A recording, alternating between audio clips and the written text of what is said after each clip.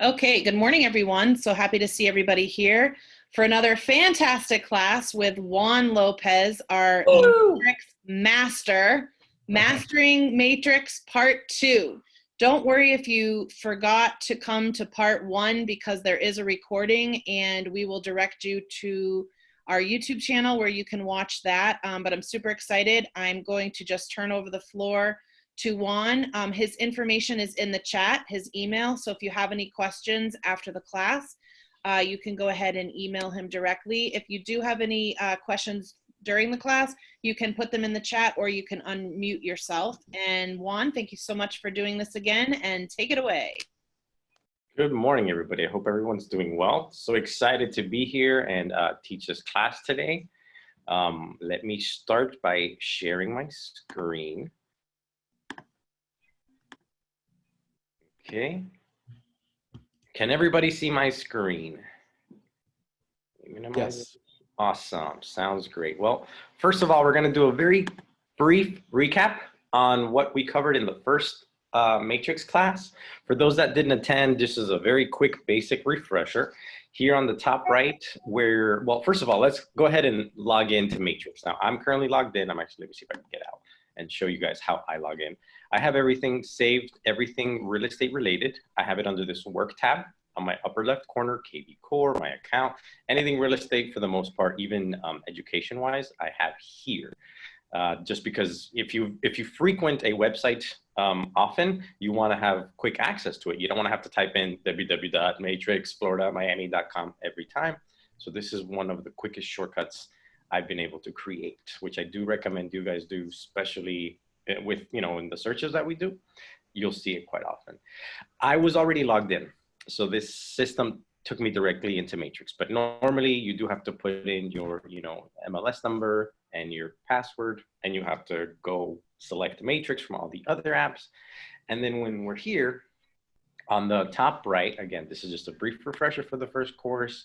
In settings, what we did in that first class was set up our information, and we set up our header footer, right? We did this all in our first class. We put our photo, we got a different background, CMA cover sheet when you send it to other people. Remember, if you want to make a change, you must select override. Email signature, you can take the bottom. Email signature, if you want to add your website or anything else. If you have, if you make a video and then, explaining how your system works and you upload it to YouTube, you can take that URL, and the URL is this. This is a URL. Everything highlighted in blue is a URL, just so you guys are aware. And you can actually post it in here. That's kind of a brief overview of what it is, because at the end of the day, all we did was set up those automatic emails that we send people to look professional, kind of like this. So that's for the most part what we covered in the first class, in the first Matrix course. And then we did begin a basic search and covered some of the things that are currently in the Matrix system. So we're going to pick up where we left off. We're going to begin with a brief search. Now, here on the left, when you're looking for places, actually, let's move to the top first of all, right? Because this has changed quite a little bit. When you want to make a search, whether you're searching for a house to purchase or to rent, or if you want like a unit that has multiple apartments in it, that would be under res income. What else? A single family condo. This is where obviously you would look to come to search for houses, townhouses, and condos, right? Rental, very simple. Now, I will say this RE1, RE2, RIN, RLD, RNT, CLD, COM, BUS. At this moment in time, I want to bring these to your attention. These are quick little things to know, because toward the end of this class, Matrix has updated their system and they've made searching a little bit easier. Now, it is only a little bit easier if and only if you get to know these abbreviations, like RE1, RIN, RLD, RNT, and then we're going to plug these in toward the end of our training today, and I'm going to show you a shortcut if you want to make a quick and simple search. So right now, I just wanted to bring it to your attention: RE1, RE2, RIN, RLD, RNT, CLD. we never really pay any mind to these, but going forward, I do want to bring it to your attention because we will be using these 3-letter and number abbreviations. I'll teach you later today.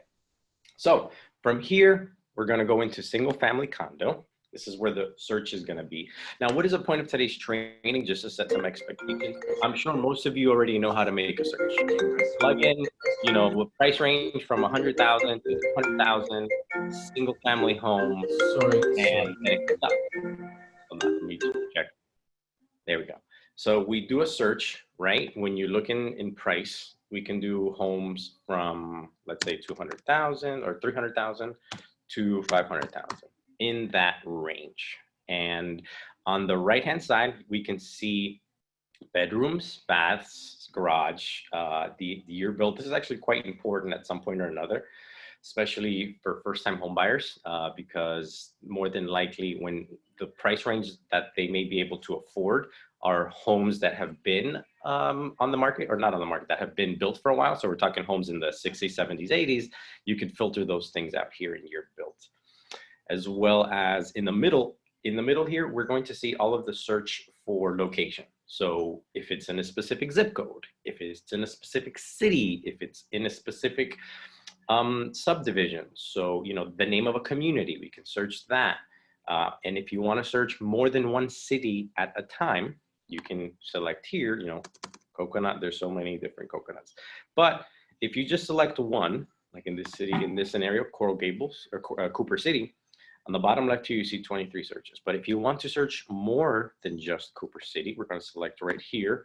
This will open up and we can search here all of the cities that we're looking for. So in this scenario, let's see, Coconut Creek, add that. And now as we add cities to this place, I want to bring your attention here to the bottom left.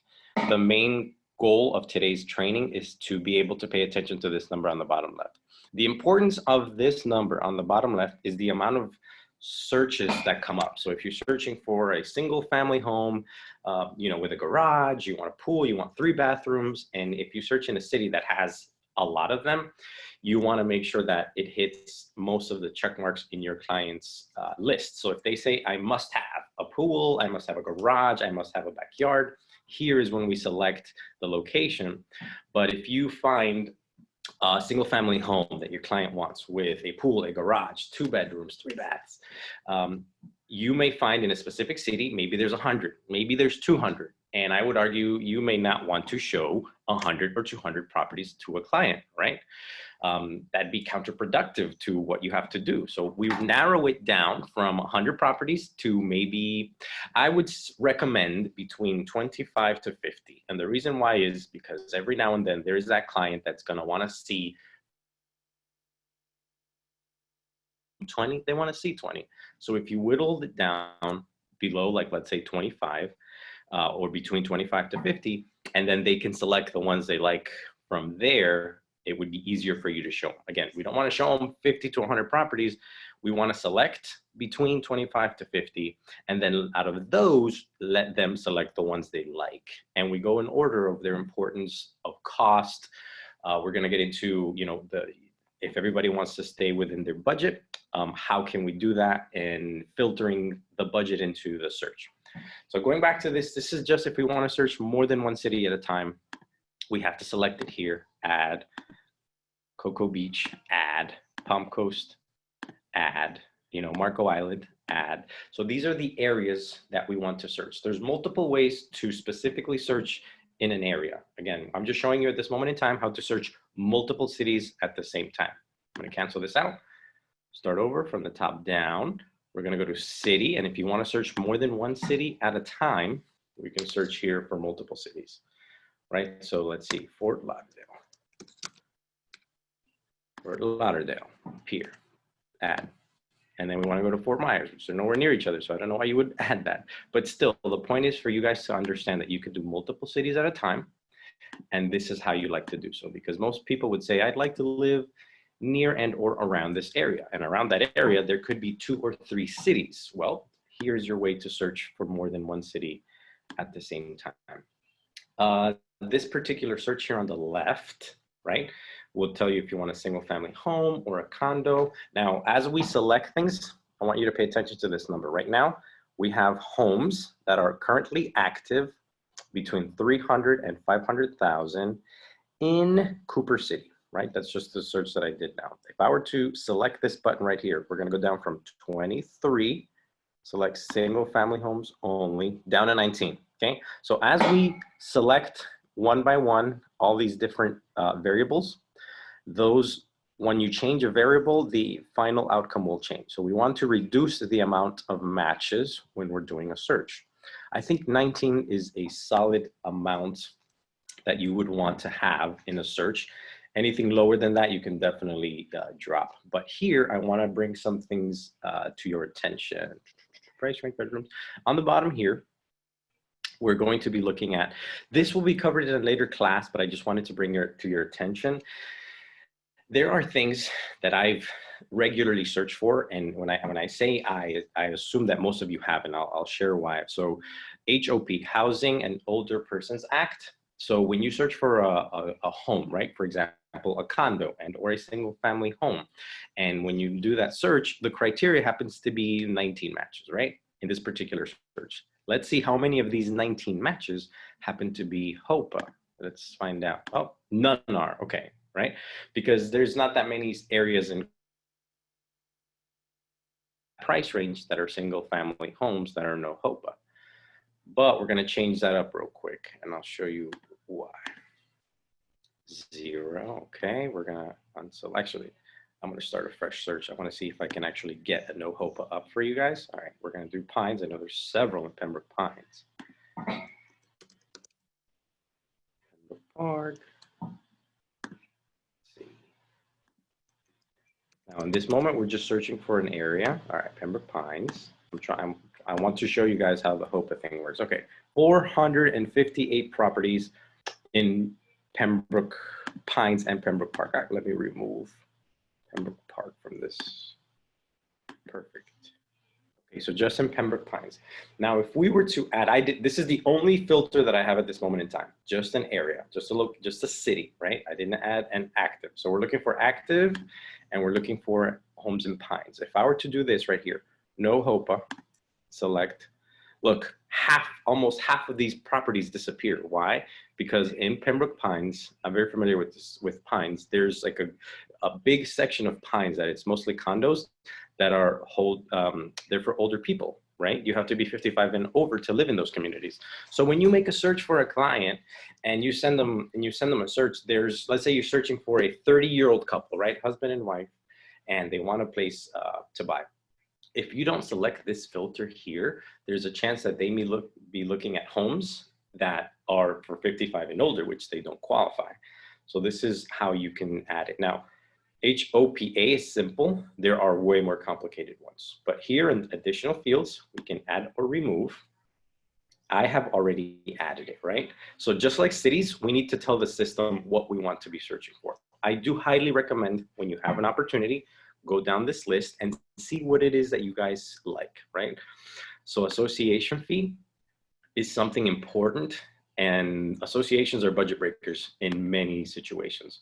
So if somebody's approved for a $300,000 loan, I would argue that they shouldn't be buying in a community that has, $300 or $400 worth of association for a $300,000 property, because that association at $300 or $400 is going to be eaten way too much into their monthly budget. Let's say they have a, $2,000 monthly budget for a $300,000 property. That's definitely doable. But in order to reach $2,000 of a comfortable monthly amount, the association has to be at a solid amount. The taxes have to be at a solid amount, depending on how much the deposit is.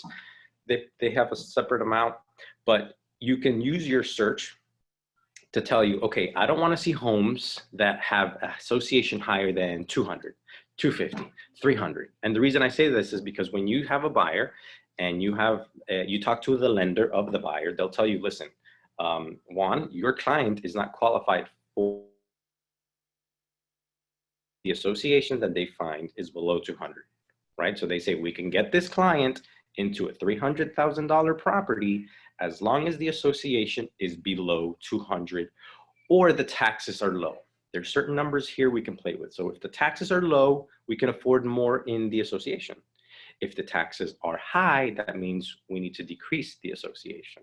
So I bring that up here, and this is where we can select search. Closing date, HOP, terms considered is a very important one. I'm going to show you in just a second. So after we just added association fee. Okay, now we're going to go back. And this is, again, this is under search, single family condo, right? Active in Pembroke Pines, okay? And we've turned on the HOPA filter, so we don't want these homes, 203 homes, which was almost 400 or over 400 last time, to whittle down. And here we can go in. So let's say your client is only available,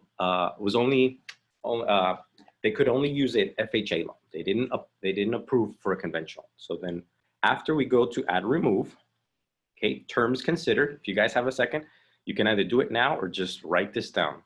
Under additional fields, add and remove, I want you to search for terms considered. This is something, whether you're a buyer, seller, specialist, doesn't matter. Terms considered is something that you will definitely see.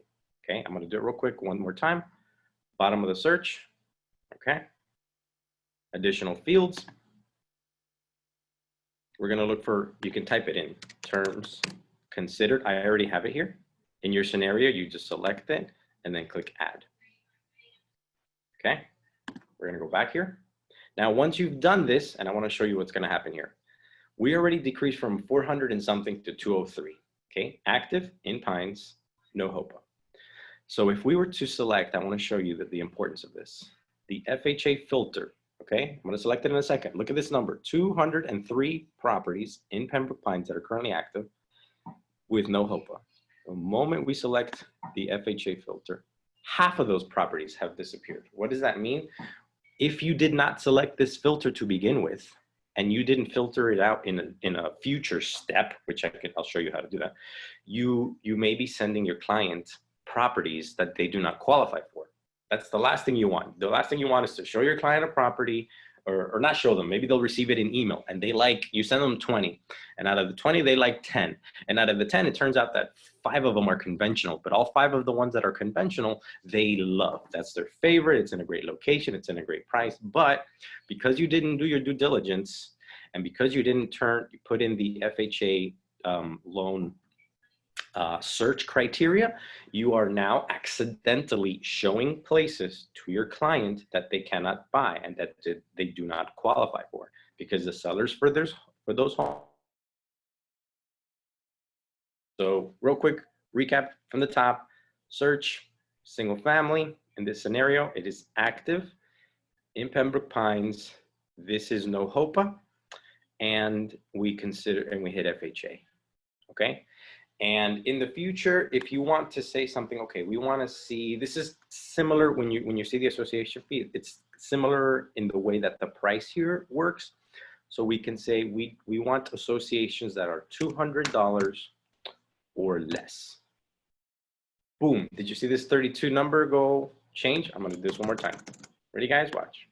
102, right? Mind you, this is down from 400, down to 200, down to 102. And out of these 102 properties that are no HOPA, that accept FHA, according to what the lender told us, the association cannot be more than $200. So we're going to $200 or less. Boom, 32 properties. Okay, guys? Did you see we 200, then came down to 100, then got down to 32. So this is the power of the correct search, and how important it is to be able to get this number down as much as possible. Now, this is one of the many ways to do it, right? What's other ways? Well, out of these 32 properties, how many of them have 2 baths? Okay, this plus sign is very important. It means you're telling the system, I want to see homes that have 2 bedrooms or more. If you do not put the plus, it is only going to show you bedrooms that are 2 bedrooms. So when you put 2 plus, that means you can show me places that have 2 bedrooms, 3 bedrooms, 4 bedrooms, right? Let's see if the number drops. Nope, that means 32 of these homes all have 2 bedrooms. Let's see if we do 3 bedrooms plus. Boom, the number dropped again from 35, I think, to 25. So we keep increasing our search criteria. By increasing the search criteria, the more parameters you set here, the lower this number is going to get.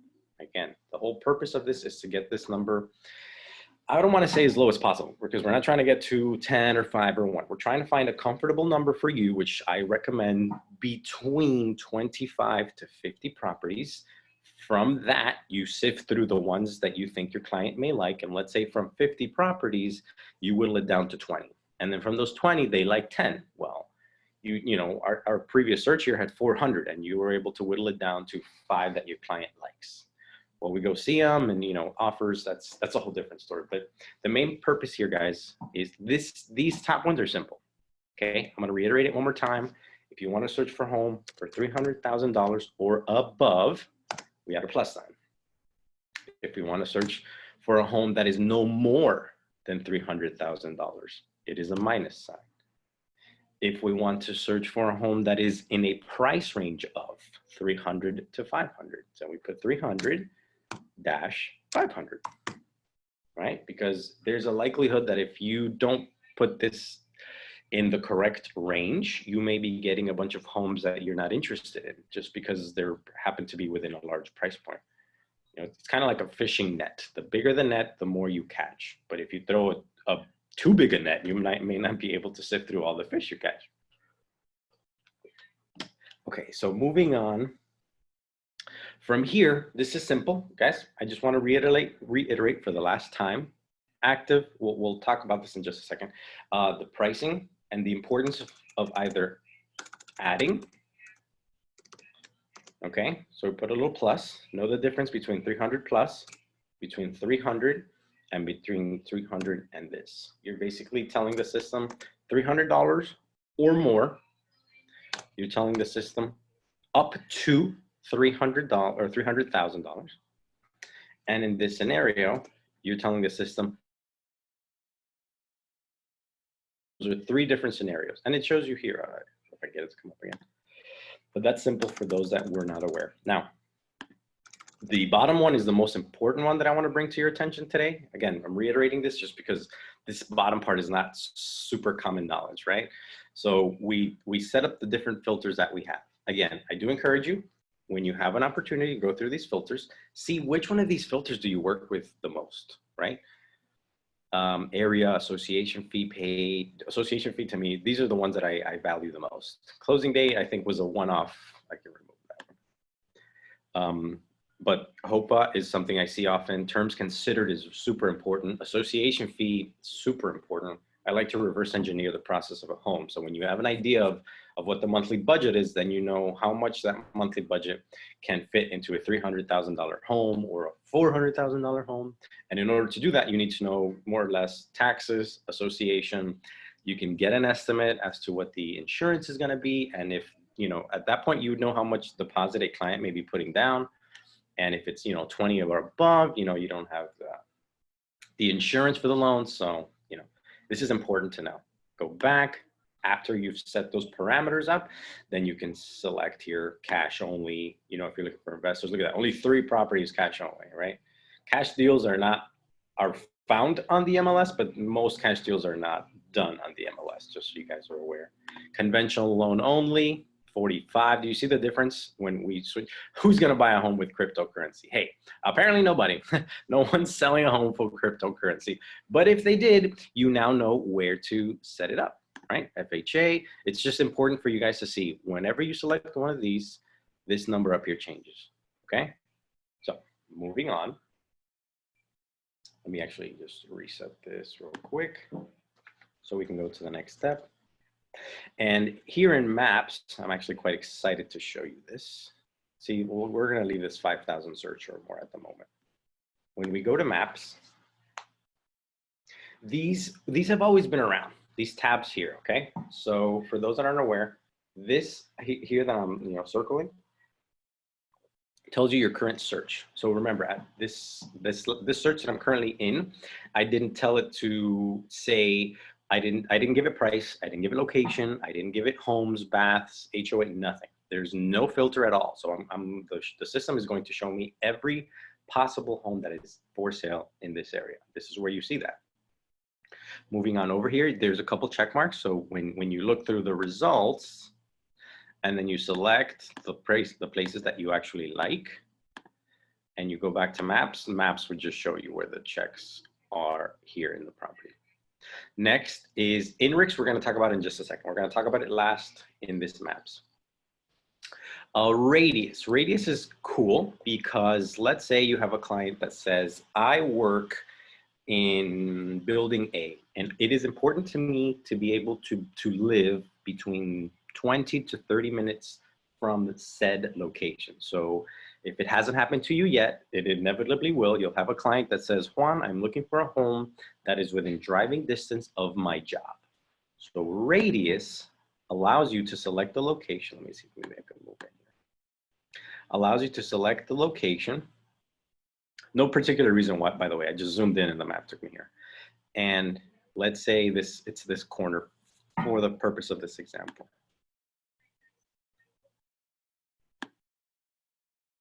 This is the distance from the center that we're searching. So in this scenario, now I'm just showing you for the purposes of this map.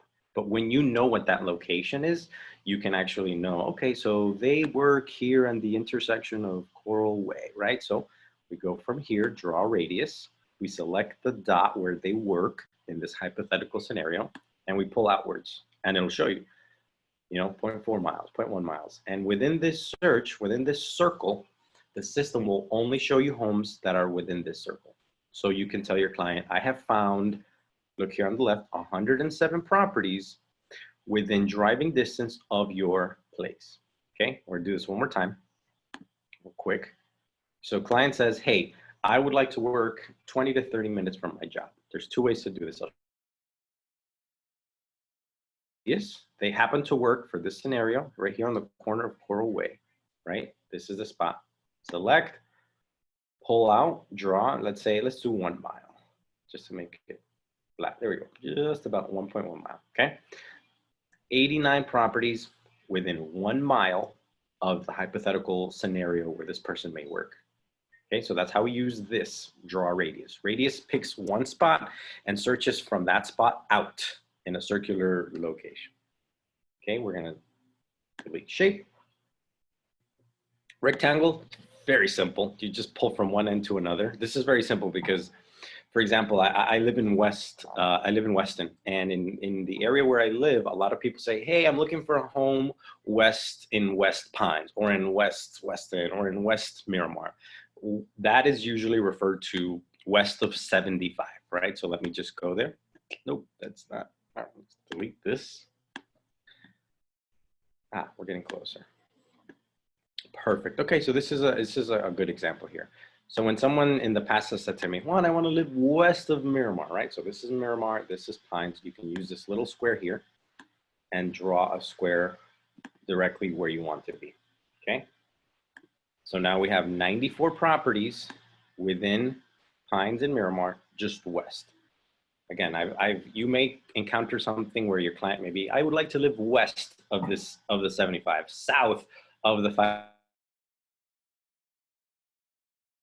of the turnpike, since the turnpike runs north-south. That's how we do a square. Very simple, right? And I say this Pines area just because I know that 27 is flat, so it's easier to draw that square. Now 75 is not entirely flat, right? So in this scenario, your client may not want to look at these homes right here. They specifically said, Juan, I told you west of 75. Why are you sending me places that are not west of 75? Well, no problem. We move on to the next one, which is the polygon. This polygon allows you to draw the shape. So same scenario. Juan, I would like to see homes available west of 75 in Miramar and or Pembroke Pines. No problem. Let me just zoom out a little bit more. Okay, so look, we have 5,000 still in this area that we're looking at. We have 1,626. I just want to show you the data that you're being told at the time, right? These numbers is what you're looking at. If I were to zoom out,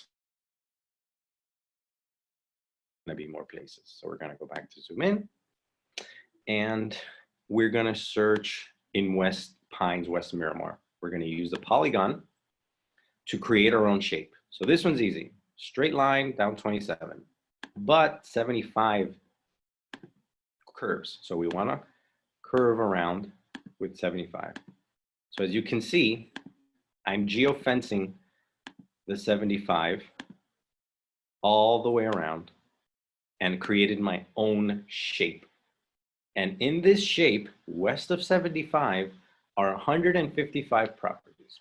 Okay, I'm gonna do this one more time, guys. Okay, client says, Juan, I would like to live west of 75 in Pines and or Miramar. No problem, Mr. and or Mrs. Client. We're gonna go to polygon, straight line down here. And then we're gonna basically trace this line around the 75. This is the easiest way I could show you. When you do this on your own, you may be doing a specific street that's not so bold, so you may have to zoom in on it a little more. And bam, 157. I probably got a little extra here in the corner, so we got a slightly higher search. But now you know how to use the drawing radius. Well, the drawing radius has a specific purpose, remember. When someone says to you, I would like to live or drive a certain distance, drawing radius will help you. Rectangle, self-explanatory, and then we just covered the polygon, which is when you need to create a shape specific to your client's needs, right? Now, layers is something that most agents underutilize, okay? This is one of the best things, and if there's anything you can walk away with from this course, is layers, and they're really helpful. Okay, so let me see, where do we start? Here in layers, we can tell the area in maps what are the different zip codes. So on more than one occasion, I have no doubt that your clients may say, Juan, I need to live in 33331, right? Right here, for the purpose of this example. Well, how do you, outside of going to criteria, right? Again, there's two ways to do this. Somebody says to you, hey, Mr. Mrs. Real estate agent, I need to live in 33326, okay? This is one way to do it. Then we go back to maps.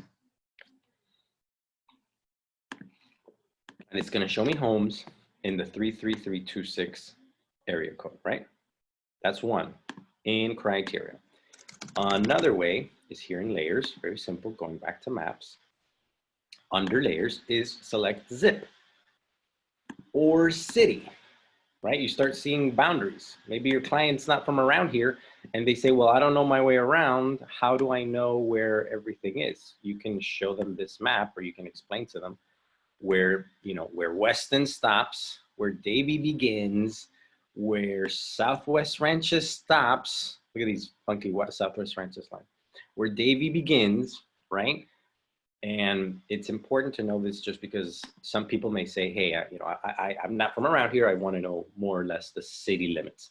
This layer allows you to do that within boundaries, okay? City, county, it's simple, Broward, Dade, Palm Beach. We're gonna move on a little further. MLS status will tell you. Now, see how to basically zoom in here on the right until, let's see if it comes up now. Layers, nope, I gotta zoom in some more. That should be it. Layers, oh, I gotta zoom in more. Let's see. There we go, see? All right, guys, so I'm gonna repeat this one more time and show you what we just did. Just for the purpose of showing you guys. So we went into layers. We went into MLS status. Zoomed in enough, you're gonna get a message like this. Layers, MLS status, zoom in. Okay, you can see I'm here on the map because I had previously selected, but in order for you to select it, you have to zoom in. Can we select it now? I'm showing you how really deep zoom in you have to select. Nope, gotta go deeper. Zoom in now, layers, nope, gotta go even deeper, okay? Layers, here we go. Now when we're close enough, this system will physically tell you. This can come in handy because you can use this as talking points to people like, oh, these are all the pending homes over the last 30 days. You know, these are all the active listings near you, or let's see, these are all the contracts that were terminated. well, why were there so little, why were there so few contracts terminated? If you know enough about the market, that's a conversation that you can have with your prospective client. Withdrawn, you know, different things. But I just want to make you aware, if you are not Zoom the way that they should. Okay, moving on down here. Tax data, this is same thing. There's better places to get this tax data. I just wanted to show it to you. Distressed properties, you won't really see much.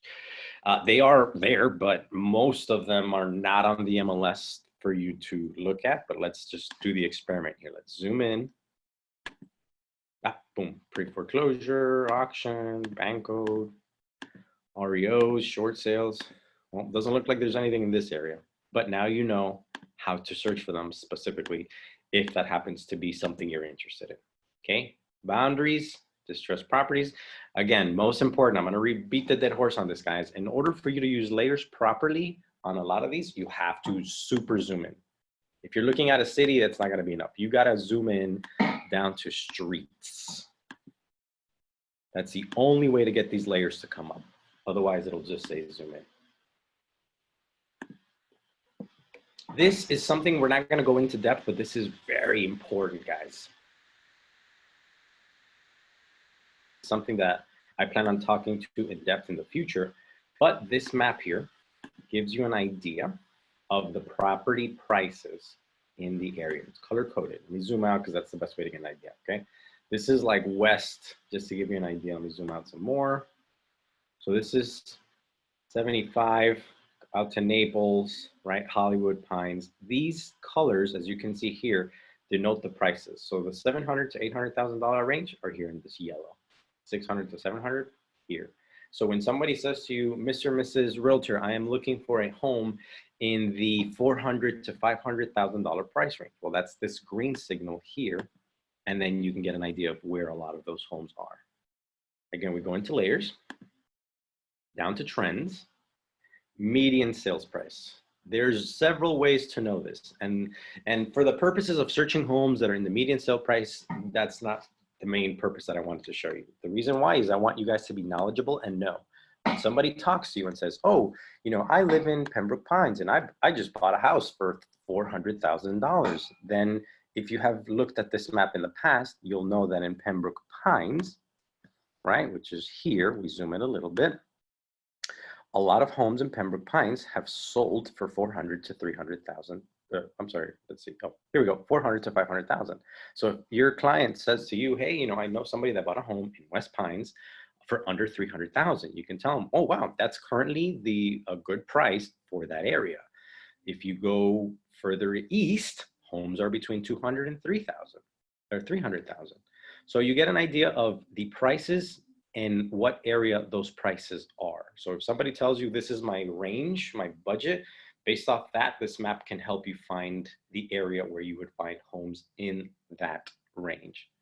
Okay, median sales price, to me, it's a good indicator because you can always tell people you're buying north of this number, south of this number, but knowing that number, you know, and it changes per area, which we will cover it in the future at some point.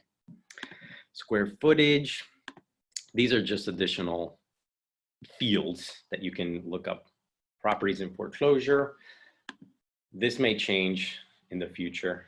You know, as the economy changes, this is a good, something you guys can keep up with or look up. Again, we're going into layers, trend, closure. If that's a market that you're in, now you know how to layer it on a map. Okay, we're going to remove that. Points of interest. Again, this is similar to what we talked about when somebody says, hey, I would like to, you know, live near or around my home. You can zoom in on this and find some of those things. Now, that covers, for the most part, layers. Okay, I hope you guys understand all of the different functions that layers have, right? Boundaries, MLS status, again, zoom in, which is very important for you guys. Tax data, you won't be using a lot of this, but it's important to know it's there because it will definitely come up. Let me see if I could find one of the more common ones. Okay, this is a cool one. I always love going over this. And the reason, I'm going to tell you a story. I worked with a client, or actually I knew of a client one time who bought a home in Weston for the sole purpose of having their child go to a specific school.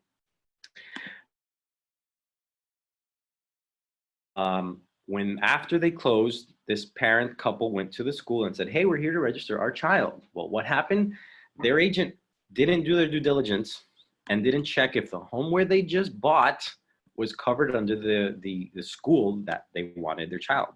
It turns out it was almost borderlining the area where they cut off the kids going to that school. So for example, you couldn't have a child in Coral Springs potentially go to, let me remove, I think I may have more layers than I need because there's more data here than, that's what I want. There we go, much better. So here, let's just see, 0. Sorry, I'm trying to get this number to 0, 0 to 1. 5,000 properties. Okay, let's just remove active. That'll do. Going back to maps here.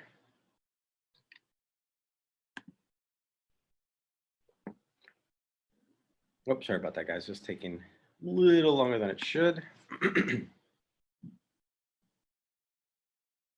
Well, while I can get maps to load, does anybody have any questions pertaining to the layers that we just covered under the map section?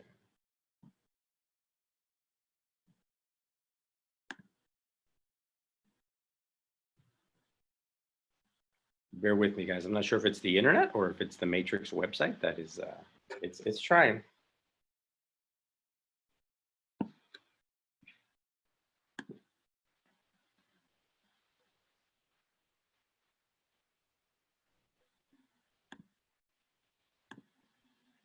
What's going on here? Let me just see if it's the internet and Google wouldn't pop up. Okay, so there's a chance that it may be Matrix. I'm gonna close it down. I'll get one more time.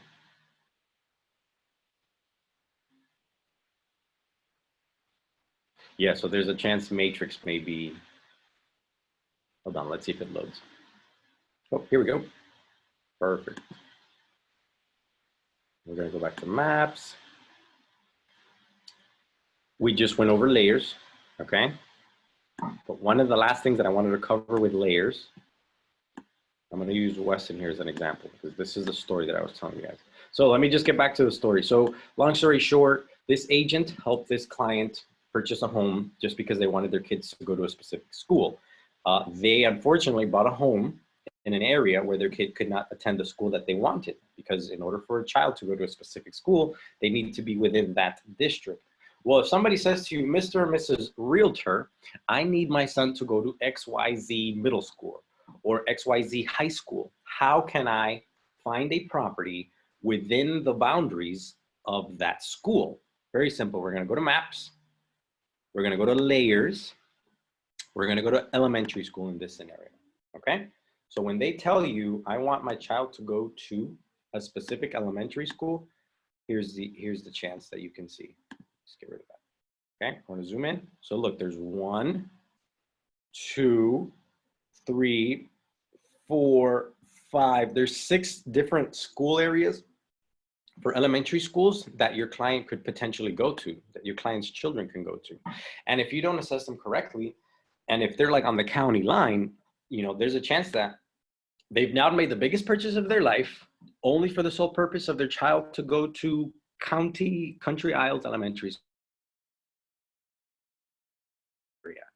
Well, outside of figuring that out with the school, setting the layers under boundary and middle school. Yes. The red outline, that's where the area is that you would need to buy the home in. Is that what you're saying? Correct. So let's say you would have to know the middle school in this scenario. Right. So in this scenario, you know, somebody says to you, I want my child to go to Country Isles Elementary School, right? So I'm going to zoom out. This is Country Isles Elementary School, this big chunk right here. So how can I make a search within this particular district? Now you know, number one, how to find it, right? Now you know how to layer it on a map, and now you have the specific outline. Here it's where it gets a little tricky, and we're gonna use some of the information we just learned. We're gonna go to polygon. Oh man, we picked a tough one. All right, we're gonna trace the search here. There's other ways, but I just wanna show you this one. Basically, I'm just tracing this line. And this is just for the purposes, you can do it closer into the line just to make sure. But I think you guys get the point, right? Now we're telling the system to search. Watch what happens. Boom. All of the homes outside of this elementary school district disappear. And did you see how I tried to trace around the line? Obviously, I'm off a little bit, but that's okay. You know, you can get this perfect. But for the illustration purposes, when your client says, I want my child to go to Country Isles Elementary School, you find it, oh, sorry about that. You find it layered on a map, layers, boundaries, elementary school, that creates the layers that you need. And once you have the boundaries set up, then you make the search. And out of the homes in this area, there's 64 homes that pertain to Country Isles Elementary School. And you can repeat this process with a middle school. You can see how the boundaries are different. Let me get this out of the way. See, the boundaries are not entirely the same. So we're going to delete this shape. This is for a middle school. Let's try a high school. High schools are probably a lot bigger. Boom, here we go. This is the high school area. So Western High School, it's a bigger search criteria, right? I think Cypress Hill, if I'm not mistaken, is a high school here in Weston, and Southwest Ranches as well. But this is important, guys. When we deal with a lot of people who are, you know, moving for important reasons, like their family, who want their children to go to a specific school, this is how we find the specific school district that they belong to. Again, layers, boundaries, elementary, middle, high school. And you can see how the boundaries change depending on the layer that you select. Juan. Yes. Hi, this is Alejandro. What's up, brother? Before you do that, thank you. Before you do that, do you have to go to criteria and you have to kind of search on? You can, yes, okay. Absolutely. So when you do a search, there's no right or wrong way. You can start with maps and then set the area. You can start with criteria and say, I only want homes within 300 to 500 that are 2 bedrooms, or let's say 2 bedrooms plus, right? Let's say, boom, 45 homes at 3 to 500. And on top of that, they also want to go to, let's look at the layers. They want to go to a specific elementary school in Davie. Well, we zoom in, Fox Trail Elementary, and then we can do a polygonal shape. Gotcha. Awesome. So yes, you could start here and then go back to criteria and plug it in. You can start in criteria and then go to maps and plug it in. There is no right or wrong way or right or wrong order. I just wanted to show you the importance of setting up these layers and using these tools to your benefit. Okay. Perfect. Thank you. Now you know, because one thing is adding the layer, another is cutting out the specific area, like I'm doing so here, that you want to work. This is a crude drawing here that I'm working, but you get the gist of it, right? Sure. And you can create your own little section, and then boom. See, now we went from, I think, like 45 homes to 1 home that within Fox Trail Elementary. Awesome. Okay, let me just remove this layer. Thanks. No problem. Okay, delete this shape. And then last one here on the maps, INRIX is a new system. It's not new, but they've added a couple things. They added a Monday through Friday thing. Now you can select the days of the week. So basically, if somebody says, let's use this office address, right? I want to work, or I want to be able to drive no more than 30 minutes from my job. So you can go, let me go cancel this for a second. You can hit the radius. And then from radius, obviously you do this out, but radius only tells you the distance. Okay, I want to show you the difference between the two methods. This tells you within a mile of where you want to work. this is the properties, these are the properties available. What I'm showing you here is kind of different. Okay, so we're going to use the address for the office here, which is 2700 West Cypress. And it should,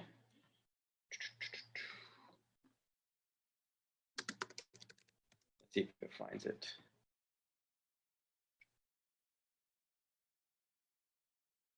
Creek Road, forgive me. Add, choose a location, drive to here.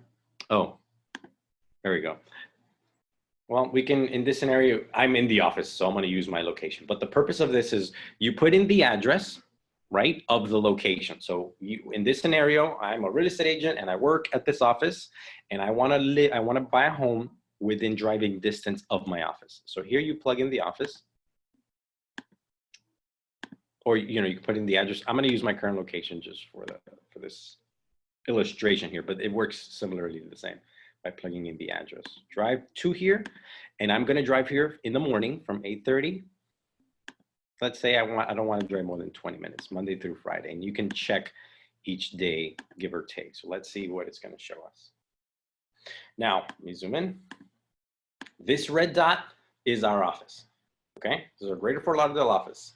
This entire blue section is the 30-minute driving that it would take for me to get here. Now, it's not a perfect circle, and you're never going to see a circle or a square. What does this indicate? It tells me, using INRIX, the driving time that would take me to get here at 8:30 in the morning. If we were to change that time, let's say 11 a.m., right? It probably would change the shape. Let's see. Oh, let's just say, no, not Miami.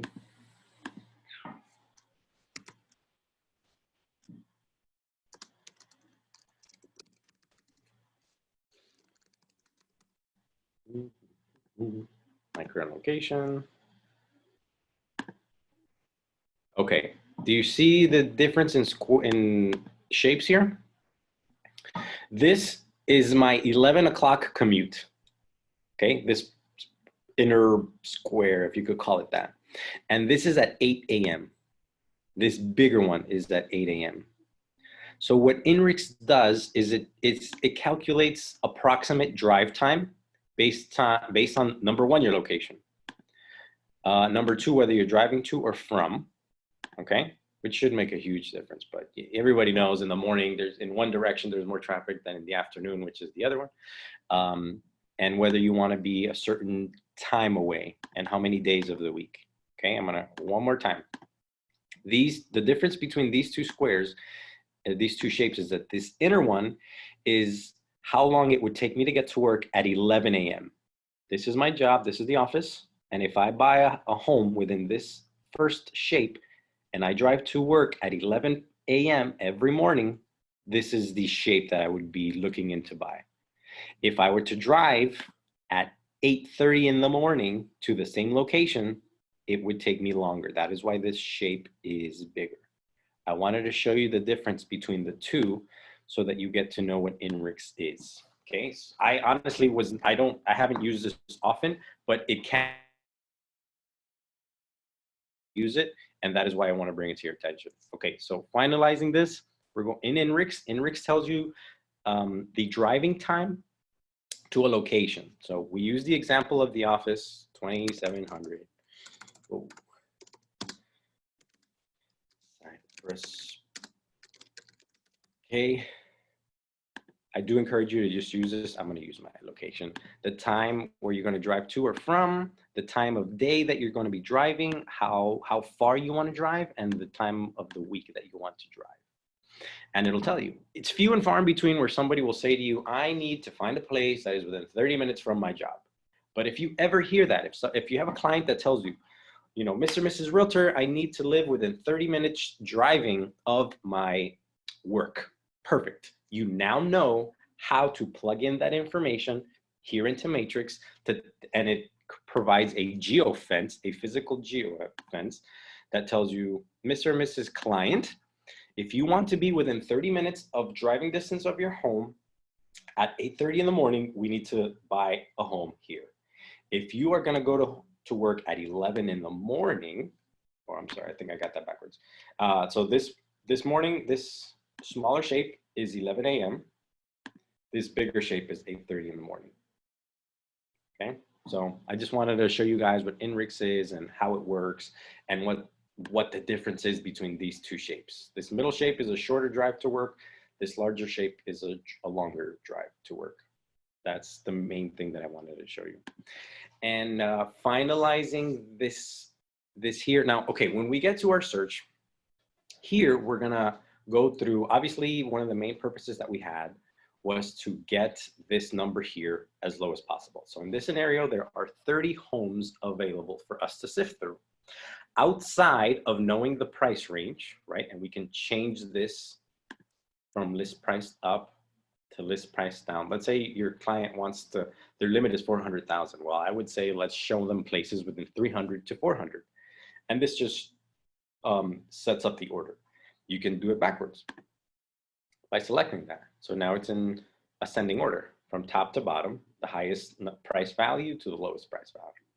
Simple beds, 3 beds, 4 beds. Now what I'm going to some of the things that we open up. So, right, we open up a listing, right? Nice place, photos, yada, yada, yada. What is the information that some of you may be looking at regularly? Square footage, definitely bedrooms, but where is the first place that our eyes go to as real estate agents? How much are we going to get for the possibility of buying this home, right? So in this scenario, it's 2.5. Now we should help our clients whether the comp is 2.5 or 3, right? It doesn't matter. We're here to help them. But some people may say, listen, I don't get out of bed for anything less than 2.5, okay? If that is the case, we're going to go back here, okay? Back to agent single line display, which is basically the results here. And we're going to open up a tab, okay? By clicking in, I'm going to cancel this just so that you guys see in case you missed it. All right, so we looked at one property and we noticed that this first property up here pays agents a 2.5% commission. But are you going to open up all 30 of these and check the commission? Probably, yeah. I'm not gonna lie. That's what we do as agents. We want to know how much we're gonna get paid for the transaction of this price and how much they're paying. You know, what percent of opening 30 properties. I'm gonna show you a small shortcut. We're gonna click here, okay, within the gray area. I'm gonna do it. It doesn't have to be that one. I'm gonna do it. Let's say here, within the gray area. We're going to insert a column. Okay, we're going to insert a column. And we're going to tell it what kind of search is going to show up in this column. So in this scenario, we're looking for, let's see. Now, as I scroll through this, I want you to look and see what would you like to see in these searches, because you can set it up any way you want, okay? Select here, insert column, and in this scenario, I'm looking for the commission. Let me see. Agent phone, agent license number, amenities. There's several things. Approval, application fee. You may, well, maybe that's not association. Association fee. That's a good one. I'm going to click that one right now, actually. Apply. And then we're going to expand. I guarantee you guys, this is a very important number that when you click into an MLS sheet, your eyes go, like I said, first to the transaction, right? Well, how much am I going to get paid to sell this home or to help someone buy this home? And another thing is you're going to see, well, obviously if it's all cash, conventional, but association fee is on the top things to know when you're looking at a property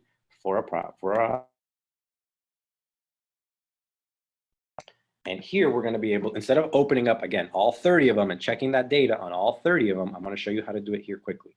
We just added this right here is the association fee. Okay, so for this property, we don't want any association fee.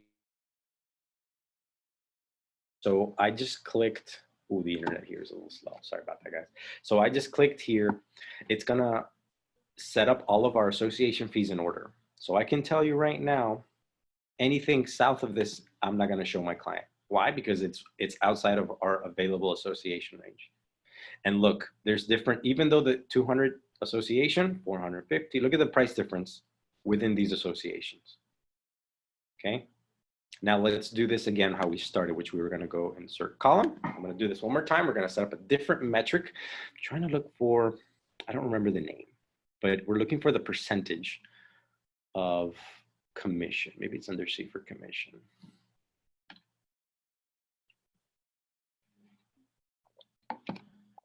Closing day, closing agent, comp to buyer's agent. Okay, guys, this is it right here. So when we're looking for property, what our commission is, and we want to be able to see it here up front. This is probably one of the most important things when we do a search. We're going to start this again. Select the little gray area, insert column. We're going to scroll down, and we're under the C. I think it's under commission for buyer's agent. Is that where I saw it? Commission listing. Comp. I think I may have passed it. Bear with me. Ah, we're getting close. We're getting close.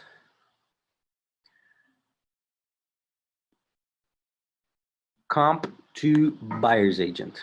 Okay, we're going to apply.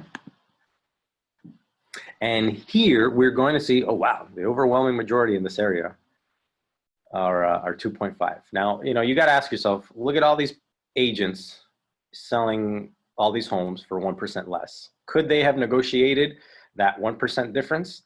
They could have. That's a training for another day. But it's good to know that, you know, no matter what home you're looking for in this particular search, most of them are going to be in this price, right? In this comp for you guys. But maybe, okay, you say, I don't get out of bed for anything less than 3%. Okay. So you go here and now it'll switch up the percentages. So now you can see these are the two important things that are important to you. So you say, okay, this one, it's got to be under 200, right? So this one,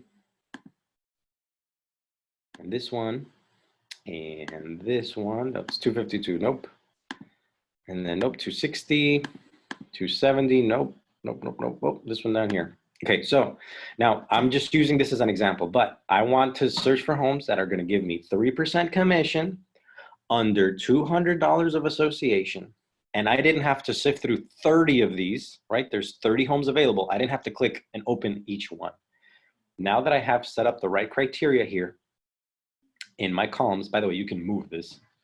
So if this is the most important area you search, I would argue that we should move this closer. Here, boom, right?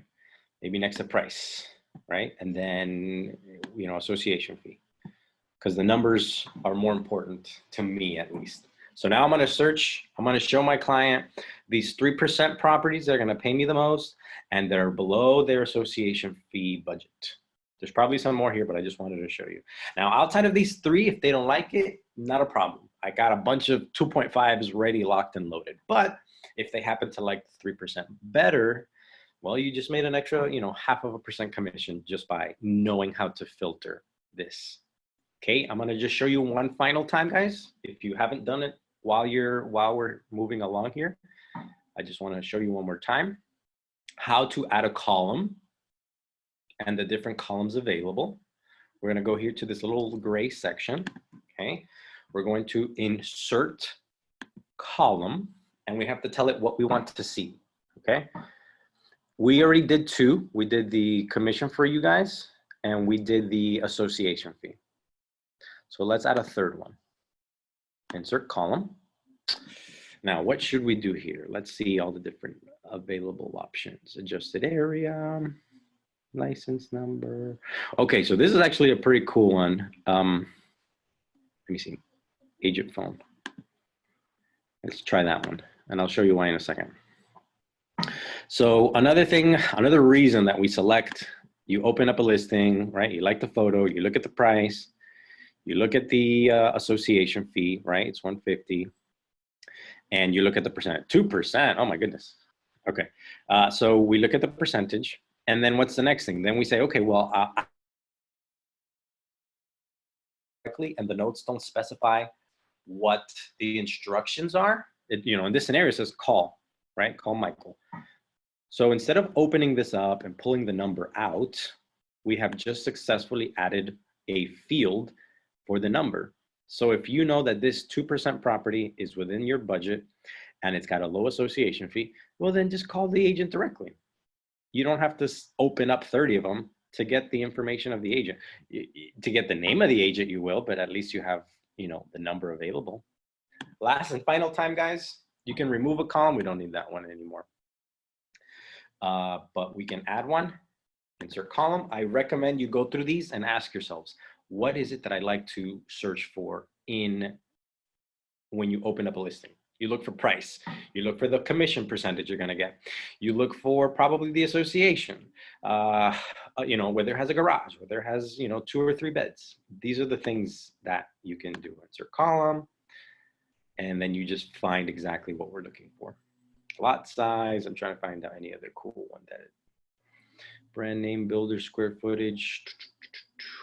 Let's see, city name, co-listing. How about parking? Parking? Oh, good question. Yes. Let's see if there's one here. Right? So it stops at, all right, let's see. It's an alphabetical order. Let me see if P for parking is available. It's F,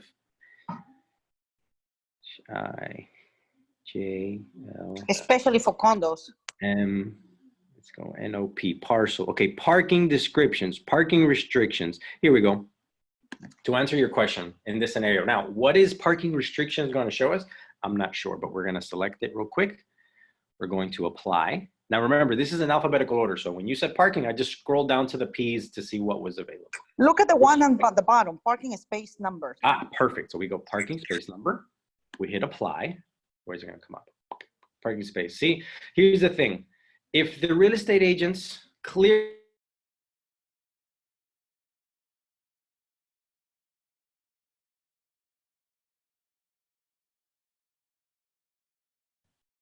I'm glad you brought that up, because now we created a space for it, because you want to filter out places that have, you know, less than 2 parking spots. No, my client has 2 cars and he needs 2 spaces. Well, no other agent gives you that information other than you calling or you seeing the home. So this filter may not be that great for getting you that information, because if all of these agents fill it out incorrectly, or in this scenario, they don't even fill it out at all, then you kind of have this like empty space here for parking spaces. But I'm glad you asked that question, because once I put it in, we now know, look, only 1 agent out of 25 took the time to fill in 2 parking spaces. But at least now you know that there is a parking space tab, and now you know in this area how some of the agents fill it out. It's one thing for you to want this data and know how to add it as a layer here and add it to your search. It's another thing that if the listing agents don't fill out their listings correctly, it's not going to show up. How many times have you looked for a property with a garage, right? Because your client says, I have 2 cars, I need a garage. But when your search comes up, maybe like 10 or 5 homes don't have a garage, but somehow they still came up with the garage filter. That is because whoever the listing agents were did not fill it out correctly. That means it does not get filtered correctly.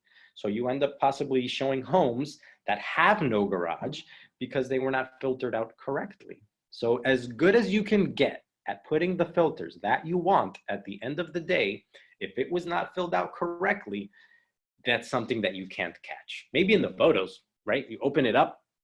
Let's see this one that says 2 parking spots, right? You can see 2 parking spots. But if this was an apartment complex and you can't see any parking spots, how do you assume that there are 2 available? Outside of, you know, scrolling down, checking the notes, seeing if there's parking available, who the agent is. If there's a co-agent, always contact the co-agent. Co-agents and their contact info. But, you know, you guys already know that. But the most important thing that we learned today here is, and I would argue, the layers on the map, okay, different boundaries, and under the results, how to set up these. This is something that I recommend everyone does. Setting up the percentage for you guys, your commission, your buyer's commission, and association fee.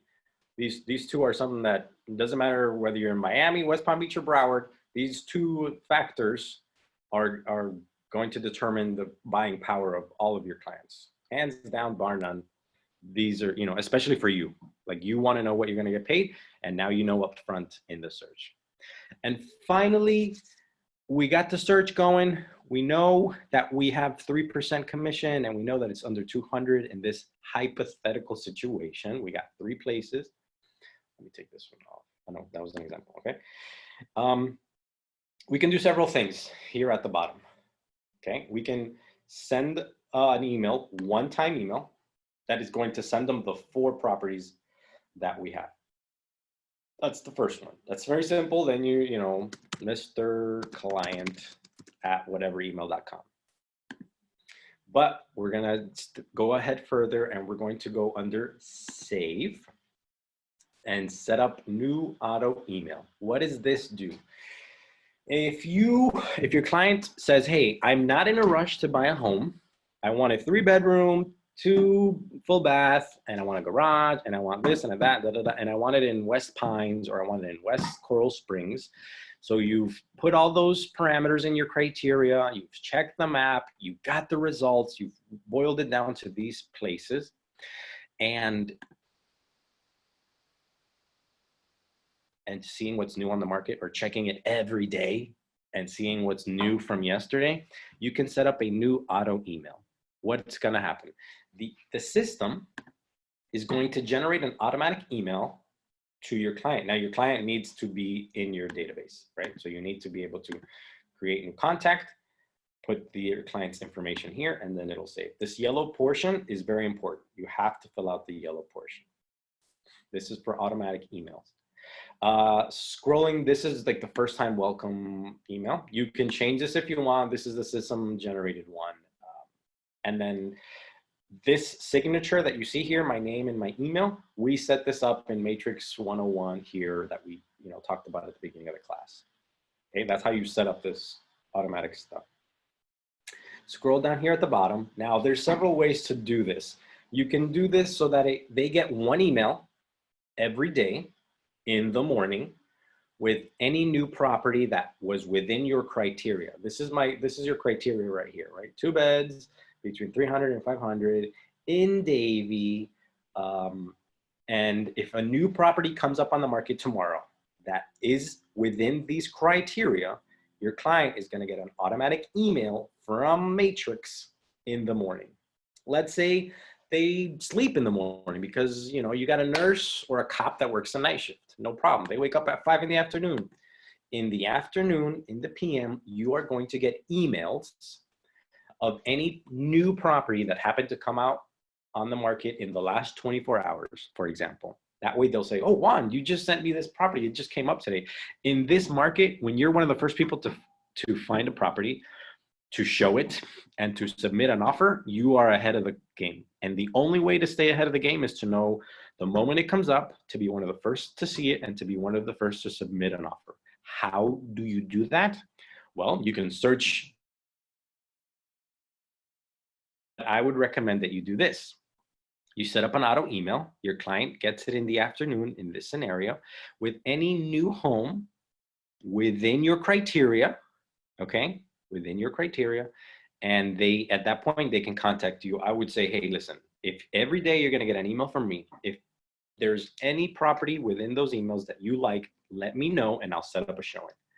Or you can, let's say that email goes out every day. I think in the morning it's 8 a.m. and in the afternoon it's 5 p.m. if I'm not mistaken. It may be north or south of that number, so that's no big deal. But we log in the afternoon at 5:30 and we see, oh, my client received 4 properties. And out of the 4 properties, one of them is very well priced. It's got low HOA. It's got the garage they wanted. Boom, you contact your client and you say, hey, this thing just went up on the market less than 24 hours ago. Let's go see it. We need to be the first, right? And if you have a client, these are the best clients. Sometimes you'll get a client that either is already qualified, you already qualified them, and they're searching actively. Right now, I want to send the contract in by the end of the month. You may be able to do this ASAP. What does ASAP mean? That means your emails under the search criteria, they're going to get an email that tells them, within 2 beds, 3 to 500 in Davie, active 2 beds plus, the moment it comes up. So if some listing agent, within a few minutes, your client is gonna get an email saying this property just went on the market. If you have a client that is already excited and ready to buy and is making themselves available to go see properties, you want to be able to see properties as the moment it goes up on the market. And the best way to do that is to set up an automatic email instead of daily, right? These are people who are like looking to buy over the course of weeks and months, and they just want to see. But if they're ready now, they're pre-qualified, and we got to use that pre-qualification in the next 30 to 90, 60 days, ASAP emails. You know, they may get 2 or 3 emails throughout the day, but they're going to get them the moment those properties go up. And that's the difference between this, sending them ASAP is the moment they go up, and then daily. I usually do daily, but if you have a client that's like, listen, I got money and I want to spend it now, we're going to go with ASAP. ASAP just sends the emails the moment they go up live onto the MLS. So, and then we save this email. It's not going to save properly because I didn't put the right information, but you could, you should put here first search, or you can tell them the specific metrics. So we looked at under 300, 3 beds, garage, whatever. So they know, oh, places under 300 with 3 beds with garage. That just gives them an idea of what it is that they're looking for. And finally, the last piece of the puzzle that I want to show you guys. Well, with this, whether you sign up ASAP, daily, we're going to go back to the main screen here. Back to Matrix. And this is the little cool nugget that I want to teach you guys. This is new to Matrix. This is a quick search. So outside of you knowing what the MLS number is, right? It's L44 blah, blah, blah, blah, blah. It'll find it if you know it. So if somebody sends you that number, easy. But if you want to do a quick search for a single family home, right? I talked about this at the beginning of the training. You want to know RE1, RIN, RNT. So in this scenario, we're going to look, somebody asked me, for the property of a single family home with 3 or more bedrooms in Weston. Let's just say that, all right? So if you know this, you go RE1, 2, 2. I know this makes no sense, guys, but the system knows 2 bed, 2 bath. And let's say Weston.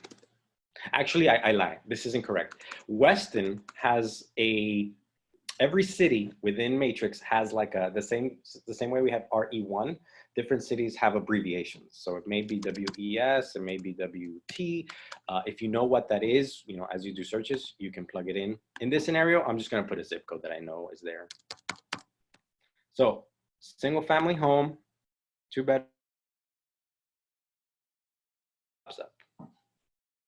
This is one of the new things in Matrix. Boom. It actually came up. Look at that. I didn't tell it a price. I just told it homes that are 2 bed, 2 bath. And this is what our search came. Look, 2 bed, 2 bath. Do you see, guys, how I never told the system that it's 2 bed, 2 bath? It automatically knew. So I'm going to do this one more time. This is a super quick search that you guys can learn how to do. Okay. So let's do. The one, the formula is always that the 2 bed, 2 bath in zip code or city. That formula. Yeah. So in this scenario, bed, bath, of bed first. So let's say 3 bedrooms, 2 bathrooms. Let me just capitalize this just in case. Now, would you do a plus or a negative? You could. Let's actually do that. We're gonna change some of the variables and see how it changes. So we're gonna select 33326, the same zip code, right? And let's say we want to see ones with pool, right? Let's just, I'm throwing things out to see how the system responds. And that's how I want you guys to use this. So when you do little searches, just throw it out, see what the system comes up with. If you don't like what you see, look, it even tells you it didn't understand. Maybe it didn't understand pool. Let's see what it is. I'm pretty sure it's gonna be the plus here. Oh, is it? No, it wasn't the plus, it was the pool. Because the word pool probably has an abbreviation within the system. Again, this is kind of new, so I don't know all the abbreviations. Maybe there's PL for pool, right?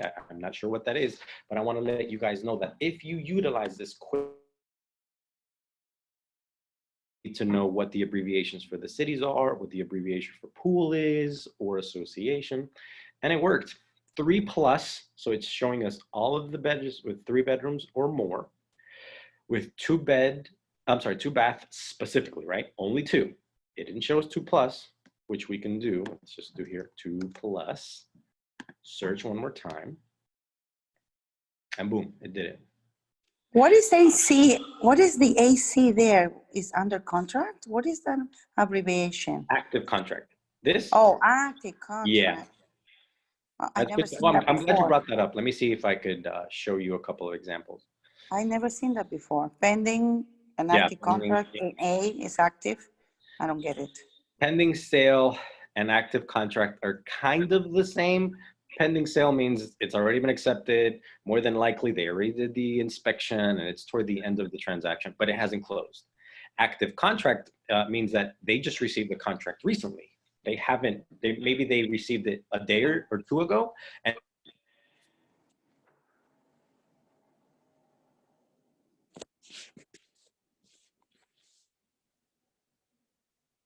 verifying that they have the money. You know how sometimes some transactions fall apart, and AC, when you see AC, there's a small chance that that transaction may not finish. And you can always look at something like this, AC, and say, man, my client would love this, but it's active with contract. You know what I would do? I'd reach out here to Abdel and let him know, listen, I have an interested party. If you are accepting a backup contract, and you can discuss that. Active with contract, it's a small likelihood that you'll get it, but just be aware that there's a small chance that you could, in the possibility that the current buyer makes a mistake in the process and their loan is denied. There's so many reasons for a loan to be denied. You can swoop in and take that buyer, or bring your own buyer. So I'm glad you brought that up, the difference to know between all this stuff. So guys, I think that covers everything that I wanted to show you here today. Did you have any questions? Did you want me to go over anything again here? Setting up Yes. plums or criteria? Go ahead. I have 3 questions. I'm always questioning everything. Okay, number 1 question. Do you see that kind of clock next to the number? Is it like This next thing? to the MLS number? Yes. What is that? Let's check it out. This tells you if the property, like you see 2020, 2017. So it tells you when it was sold, right? No, okay. What happened, when it was withdrawn, and okay, I'm glad you asked this. So if you see the clock and you see this is a long time ago. So in the last 2 years, there hasn't been 3 years, there hasn't been much movement. But let's say this 2020 was all over here. So you see 2020 expired, withdrawn, new 2020, right? What does that mean? That means more than likely this property is overpriced, and they put it on the market, didn't sell it, it expired, then they put it on the market. Maybe the contract was bad, but this gives you a history. When you know the history of a contract of a property, if it's recent, you can use that as a negotiation tool, because you can tell the agent, listen, based off my research, you've been trying to sell this house for a year, and it's clear that you're not going to get asking price. So there's a chance that either your seller is not willing to accept anything else, or if you really want to get this off the books, you don't have to let it expire. Let's work together. And you wouldn't be able to have that conversation had you not looked at the history of the property. So that you can tell them, hey, listen, I know you tried to list it before and it expired, so let's work out a deal together. I don't know why I got confused a little bit, because I knew about that, but I thought that it was something to do with the driving time. Got you. So, driving time, just so you're aware, it's under. I don't know if I know what it is, what you taught us earlier, Yeah. but the question is, I was thinking that it may, where is it now? Okay. So under map. Yes, under map. Okay. But in order to use this effectively, you have to have the address of the place. I know. Okay, great. And now that I have you there on layers, you know, and layers, I know where I saw what is MLS status, or where I can make the difference between the single family home and the condo. I saw it, but I don't know what it is. Oh, it's okay. It's under criteria, right here. RES property type. Well, I mean, this is self-explanatory. Single family is one. Condo and townhomes. And that comes up on the layers? Yeah, no, I don't think it on layers. I may be wrong. Let me just double check. No, that's why I saw it there in one moment, in one of those things that you were opening up. I don't know, boundaries, tax, somewhere. I saw it when you were saying, when you were talking. No, it's not principal interest. It's not boundaries. Status, cancel, active, terminated. No. Tax data, nope. Distressed, nope. I saw it. I saw it. Owner name, building area. No, that don't even. No, I saw it and I don't remember now. Ah, there we go. There we go. Trends. Look at the bottom. Property type. Oh, single family condo. Got it. Good call. Thank you for bringing that up to my attention. I didn't even notice that. Trends, because I'm actually going to use these. I actually have a client who is in so much need of me using this tool right now. Gotcha.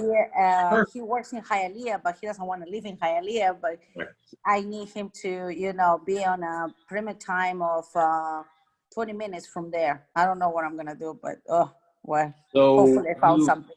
Did you find out what the address is? Plug it in here and then see, it'll give you an idea of how far. And also you want to know the time of day that he's going to drive.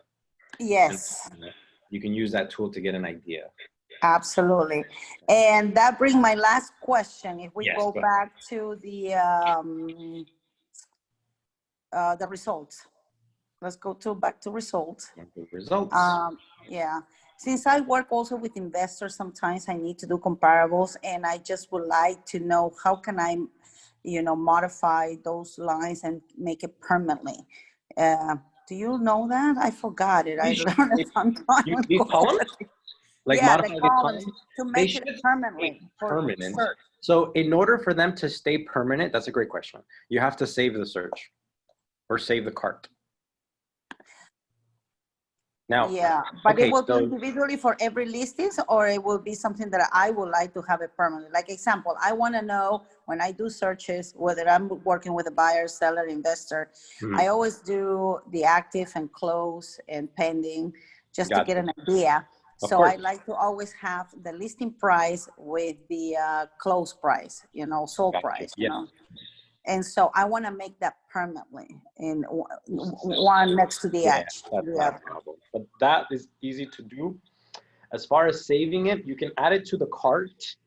And then when you have a cart saved, Now, if I'm not mistaken, Matrix only allows you a max of 10 carts. So if you do save this, right, under new listing cart, and then at a later date, you want to go back and refer to it, I think under my Matrix and carts.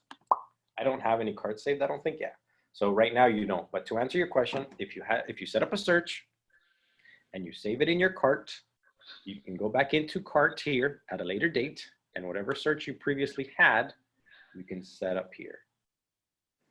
And it will be okay. Yeah, I don't have any at the moment, but I just want to show you, what it would look like once you do have it set up. Got it. So that's one of the two ways. The other ways is you can actually save it. It'll save the search for you, but saving is like more for sending them an email, and then you go into, let me see, I think it's saved, like auto emails is another way, like kind of like cards. Saved searches, if it's saved searches is also similar. Gotcha. Instead of setting it up every time you do a search, you could just go into either save searches or carts and then pick up where you left off. So with the new code, that you were entering on the top search, R2, I guess RE2 belongs to condos, no? Just to verify. Try that. RE2 2226. Quick search. This is a new thing that was implemented, guys. So I highly recommend you play around with it and see what comes up. So RE is going to be that, because I'm looking here. Let's see, villas, logo, country west. These subdivision names all look like apartments. Yeah, well, if you go to type, you can see single, townhouses, condo, villas. Oh, there we go. There we go. Well, we can do this. Look, select type. let it And load, just- and then it'll organize the search in how you want it to look like. And if this is Okay. something that you look like you always look at this, we can Mhm. select it and just move it closer. Right? Then make it permanently, just put a save You card. can correct? save, yep, or yeah, save card or save search. There's several ways to save a search. Except cards, you can only have 10. Searches, I believe, a lot more. Okay, gotcha. So look, we have several, like I made these today, but you told me that this particular one is important to you. So Yes. all you do is bring it over here because you know that's one of the first things you look at, which allows you to see, you know, what's available. I don't think the zip code worked because there should not be 161 pages. Look, we have 4,000, so zip code may not be the best deal. But as I'm gonna see how I can figure this out. Again, this is new because they updated this in September, but I just want to show you how you can do a quick search. I think so that you use the lowercase, maybe the other one, yeah. Yeah, maybe that works. Check that out. No, it's this. There's probably a better code than zip. Yeah, like if it's pines, I don't know, maybe it's pines. Let's try that just for the purpose of trial by error. No, see, it doesn't recognize the word pines. So, but as I learn these, I'm gonna come back to you guys, post it in chats, and show you all the quick cheat codes, if you will. Gamer term, you can put in your cheat codes here and just put RE1 2-2/LO469, which is a code for pool or garage. Because this is new, I don't know all the codes, but once I do, I will be happy to share it with everyone in the company. Any additional questions, guys?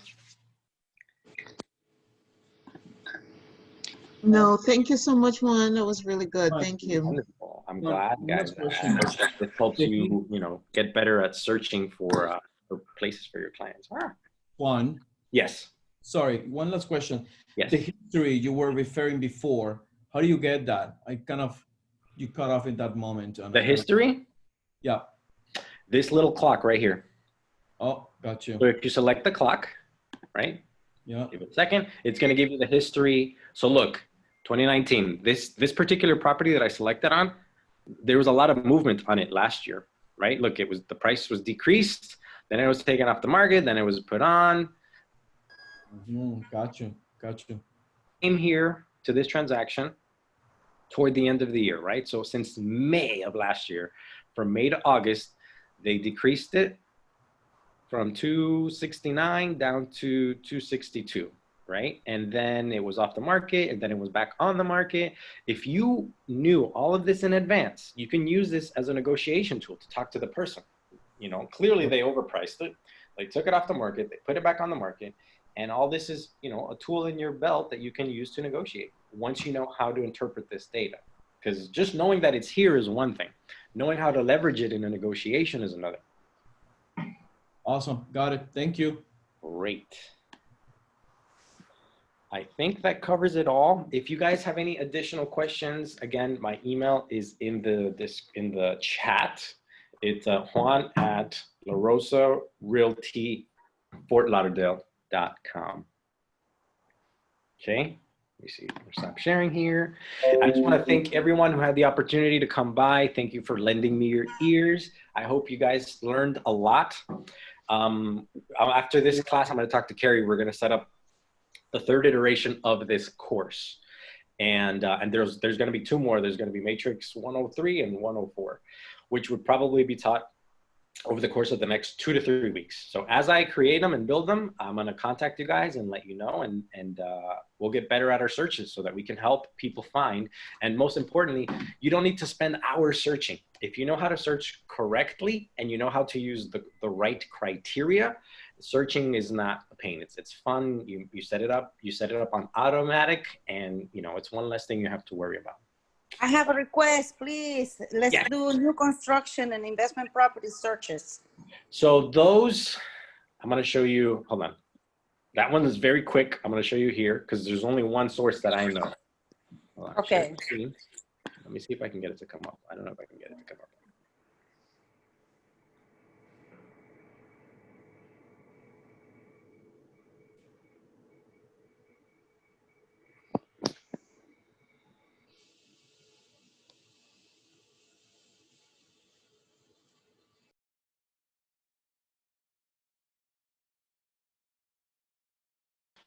Once you find out this tool, that's really all you're gonna need specifically for new construction. Just bear with me, guys. Now sign out. I need to get to the spot before this. Okay, here we go. All right, we're just gonna close this out entirely. MLS login. Don't save me, don't save me. Okay, here we go.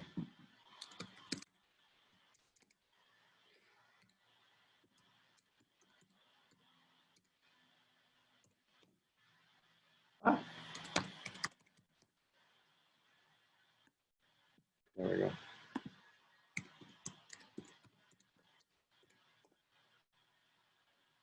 When we log into your account, whether it's Miami RE or Fort Lauderdale or West Palm Beach, okay, these are the apps, and this is how you log into Matrix.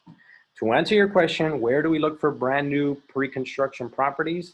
We're gonna go here to New Home Source, okay? When you open New Home Source here, it's gonna take you to the website. This is for pre-construction, new properties that probably haven't even hit the market, maybe. Some are, some have not. And here you search for homes. So look, Broward County, Fort Lauderdale area. I've done this search plenty of times. I just want to show you what it looks like. And these are the communities. These are the price ranges, square footage. Let me see if I can, where's the map? Oh, here we go, map. This is how I like to search. So these are all the brand new pre-construction communities that are currently up on the market.